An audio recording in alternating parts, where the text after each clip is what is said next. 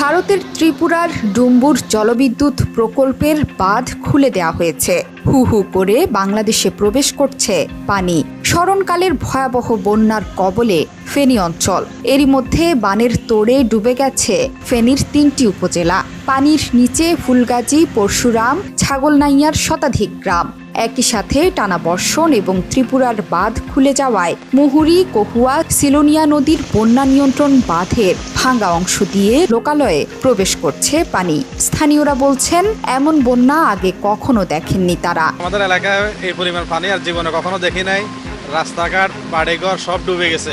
আরে বাবা, তো পানি সবসময় উঠে, আমরা তো জানি না এরকম পানি উঠবো। পরে মালটা মানে কিছু বাড়ি করতে পারছি না, সব পানির তলে। আমরা কই থাকবো, কি করবো, জায়গা পাইতেছি। পানি আসবো না, এরকম পানি তো সবসময়, এরকম পানি আর কোনোদিন আসবো না। এই কারণে আমরা কিছু বার করি নাই। শুধু আমাদের ছেলে মেয়েদের নিয়ে খালি পরনে কাপড় লয়ে বাড়িয়ে গেছে। টানা 4 দিনের ভারী বৃষ্টি ও ভারতের উজান থেকে নেমে আসা পাহাড়ি ঢলে 3 উপজেলায় পানিবন্দী লক্ষাধিক মানুষ। উদ্ধার কাজে সেনাবাহিনী ও কোস্টগার্ড সদস্যদের সহযোগিতা চেয়েছে ফেনী জেলা প্রশাসক শাহিনা আক্তার। বৃষ্টি না কমলে পরিস্থিতির আরও অবনতি হবে বলে শঙ্কা ফেনী পানি উন্নয়ন বোর্ডের উপবিভাগীয় প্রকৌশলী আবুল কাশেম। তিনি বলেছেন, ইতোমধ্যে মুহুরী, কহুয়া ও সিলোনিয়া নদীর বেড়িবাঁধের 26টি অংশ ভেঙে লোকালয়ে পানি ঢুকছে। ডুবে গেছে মুহুরী নদীর বেড়িবাঁধের বেশিরভাগ অংশ।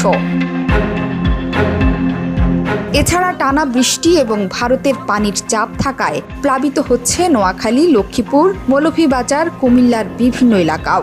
সামনে এসব এলাকার বন্যা পরিস্থিতি ভয়াবহ অবনতির আশঙ্কা করছেন তারা। ফেনীতে বন্যায় ক্ষতি হচ্ছে ফসলের, তলিয়ে গেছে রোপা আমন ধান, ভেসে গেছে হাজার হাজার পুকুরের মাছ, পানিতে ডুবে গেছে পোল্ট্রি খামার। আমার বয়সে এরকম ডলার দেখিনি। ক্ষতি হয়েছে বেরি বাসা আল্লাহ রাতে বেরি আল্লাহ কিছু হারে গেছে কথা। অত্র এলাকায় সবগুলো পুকুরের মাছ ভেসে গেছে ডলের পানিতে। 40-50 বছরের ভিতরে এরকম পানি আর দেখি না, এরকম পানি অনেক পানি হয়েছে আর দেখি না। মূলত ভারত থেকে পানির চাপ বাড়তে থাকায় পরিস্থিতি ভয়াবহ রূপ নিয়েছে। টানা বৃষ্টিতে ভয়াবহ বন্যা দেখা দিয়েছে ভারতের ত্রিপুরা রাজ্যে। এখন পর্যন্ত 7 জন নিহতের খবর পাওয়া গেছে। নিখোঁজ আছেন আরও 2 জন। আর এই বানের তোড়ে ডুম্বুর জলবিদ্যুৎ প্রকল্পের বাঁধ খুলে দেওয়ায় বিপদের সম্মুখীন বাংলাদেশও। ভারতীয় সংবাদ মাধ্যমগুলো বলছে, ত্রিপুরায় 4টি নদীর পানি বিপদসীমার ওপর দিয়ে প্রবাহিত হচ্ছে। এর ফলে নিরাপদে আশ্রয় নিয়েছে 5,600 পরিবার। ত্রিপুরার গোমতী জেলা ম্যাজিস্ট্রেট সামাজিক মাধ্যমে জানিয়েছেন, গোমতী নদীর পানি আরও বাড়তে পারে।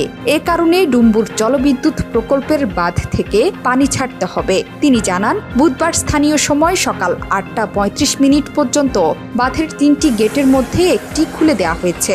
আর ডুম্বুর বাঁধের গেট খুলে দেওয়ায় প্লাবিত হচ্ছে বাংলাদেশের বিভিন্ন অঞ্চল। জোহরা চৌধুরী সেতু, 71।